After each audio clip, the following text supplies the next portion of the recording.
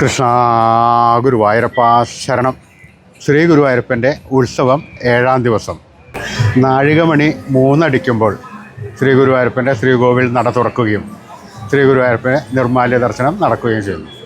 ആ സമയത്ത് ഭക്തന്മാരെല്ലാവരും ഗോപുരവാതിൽ കടന്ന് നാലമ്പലത്തിനകത്ത് പ്രവേശിച്ച് ശ്രീ ഗുരുവായൂരപ്പൻ്റെ നിർമ്മാല്യ ദർശനം കാണുന്നു. നിർമ്മാല്യ ദർശനം കണ്ടതിന് ശേഷം ഭഗവാന് എണ്ണാഭിഷേകം, വാഗച്ചാർത്ത്, ശംഖാഭിഷേകം കഴിഞ്ഞു കഴിഞ്ഞാൽ വലിയൊരു സ്വർണ്ണക്കുടം അഭിഷേകമുണ്ട്. സ്വർണ്ണ കുംഭാഭിഷേകം എന്ന് പറയും. അതിനുശേഷം ശ്രീ ഗുരുവായൂരപ്പന് മലർ നിവേദ്യമാണ്. മലർ നിവേദ്യത്തിന് മുമ്പ് തന്നെ സ്വർണ്ണ കുംഭാഭിഷേകം കഴിഞ്ഞാൽ ഉടനടി ഭഗവാന് കിരീടം വയ്ക്കുകയും കിരീടം വെച്ച് കഴിഞ്ഞാൽ നട അടയ്ക്കുകയും ചെയ്യുന്നു. ഭഗവാന് അതെന്താണെന്ന് വെച്ചാൽ കുളി കഴിഞ്ഞാൽ ഉടനടി ഭക്ഷണം കഴിക്കണം. അതാണ് നിഷ്കർഷിച്ച് പറഞ്ഞിട്ടുള്ളത്. അപ്പോൾ കിരീടം വെച്ച് കഴിഞ്ഞാൽ ഉടനടി നട അടയ്ക്കുകയും ഭഗവാന് മലർ നിവേദ്യം നടക്കുകയും ചെയ്യുന്നു. മലർ നിവേദ്യത്തിന് മലര്, ശർക്കര, കദളിപ്പഴം,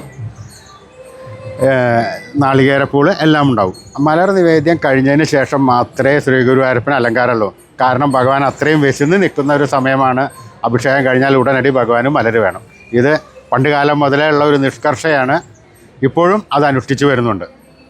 അങ്ങനെ മലർ നിവേദ്യം കഴിഞ്ഞാൽ ഭഗവാന് അലങ്കാരം ചെറിയ ബാലഗോപാലനായിട്ടാണ് അലങ്കരിക്കുന്നത്. തിരുമുഖം മുഴുവൻ ചന്ദനം ചാർത്തി, സ്വർണ്ണത്തിലകങ്ങളും സ്വർണ്ണമാലകളും ചാർത്തി, പട്ടുകോണകം ഉടുപ്പിച്ച്, കിങ്ങിണി കെട്ടിച്ച്, പാവുമുണ്ട് ഉടുപ്പിച്ച്, കയ്യിൽ ഓടക്കുഴലോ വെണ്ണയോ താമരയോ എന്തെങ്കിലുമൊക്കെ കൊടുക്കും. എന്നിട്ട് ഒരു ചെറിയൊരു കുസൃതി കണ്ണനായിട്ടാണ് അലങ്കാരം. ഈ 4 മണി നട തുറന്നു കഴിഞ്ഞാൽ ഈ സമയത്തെ ദർശനം അത്യുത്തമമാണ്. ചെറിയൊരു കുഞ്ഞ് നമുക്ക് നിഷ്കളങ്ക ഭാവമാണ്. നമ്മൾ എന്ത് കാര്യമുണ്ടെങ്കിലും ആ സമയത്ത് ഭഗവാനോട് പറഞ്ഞാൽ ഭഗവാൻ അത് സാധിപ്പിച്ചു തരും. അപ്പോൾ ഈ സമയത്തെ ദർശനം എല്ലാവരും ശ്രദ്ധിക്കുക. വരാൻ പറ്റുമെങ്കിൽ ചെയ്യുക. ആ മലർ നിവേദ്യം കഴിഞ്ഞ് അലങ്കാരം കഴിഞ്ഞ് നട തുറന്ന് ഭഗവാന്റെ ദർശനം നടത്തുന്നത് അത്യുത്തമമാണ്. ആ ദർശനം കഴിഞ്ഞ് ഏകദേശം ഒരു 6 മണി വരെ ഉണ്ടാകും. 6 മണിക്ക് ഭഗവാന്റെ ഉഷപൂജയാണ്.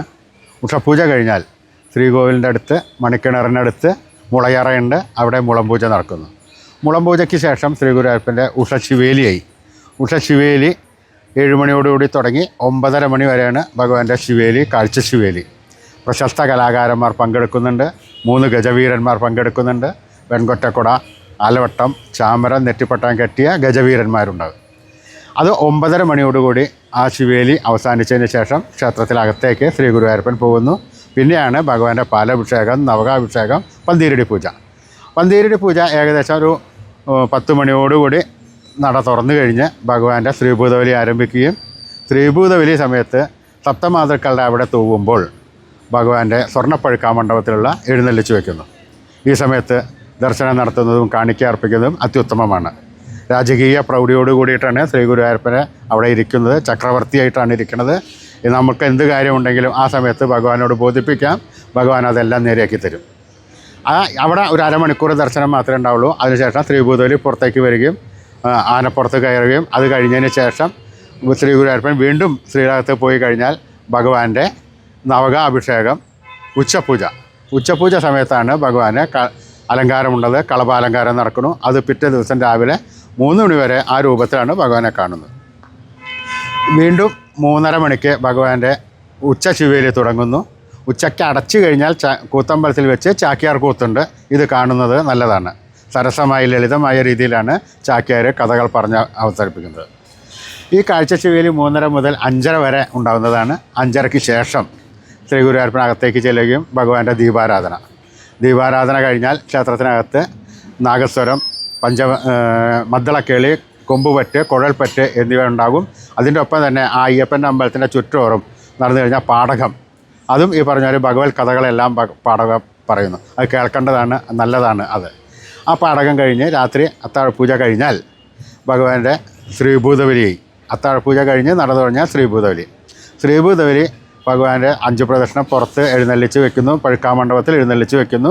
ശ്രീ ഗുരുവായൂരപ്പൻ രാജകീയമായിട്ട് ഇരിക്കുന്നു. ആ സമയത്ത് പ്രശസ്ത കലാകാരന്മാരുടെ തായമ്പക ഉണ്ട്. അത് ഏകദേശം ഒരു 3 മണിക്കൂറോളം ഉണ്ടാവും അവിടെ. ഈ സമയത്ത് ദർശനം നടത്തുന്നതും അത്യുത്തമമാണ്. ഈ തായമ്പക കഴിഞ്ഞ് ഈ എഴുന്നള്ളിപ്പ് കഴിഞ്ഞാൽ ഭഗവാൻ വീണ്ടും ആനപ്പുറത്ത് കയറി ഭഗവാന്റെ ചുറ്റുവിളക്ക് ഏകദേശം ഒരു 1:30 മണി 2 മണി വരെ ഉണ്ടാവും. അത് അവസാനിക്കുകയും ചെയ്യുന്നു. അപ്പോൾ ക്ഷേത്രത്തിനകത്തെ ചടങ്ങുകളെല്ലാം കഴിഞ്ഞു. ഇതേ സമയം പുറത്ത് മേൽപ്പത്തൂർ ഓഡിറ്റോറിയത്തിൽ രാവിലെ അഷ്ടപതി, നാഗസ്വര കച്ചേരി, നൃത്തനൃത്യങ്ങൾ, കലാപരിപാടികൾ, ഭജൻസ് എന്നുവേണ്ട ഒരുവിധം എല്ലാ പ്രശസ്തരായ കലാകാരന്മാരുടെ എല്ലാ പരിപാടികളും ഉണ്ട്. രാത്രി വൈഷ്ണവം ഓഡിറ്റോറിയത്തിലാണെങ്കിൽ 7 മണി മുതൽ പ്രശസ്തരായ കലാകാരന്മാരുടെ വാദ്യഘോഷങ്ങളൊക്കെ ഉണ്ടാവും. ചിലപ്പോൾ ഭക്തി ഗാനമേള ആയിരിക്കാം, എല്ലാമായിരിക്കാം.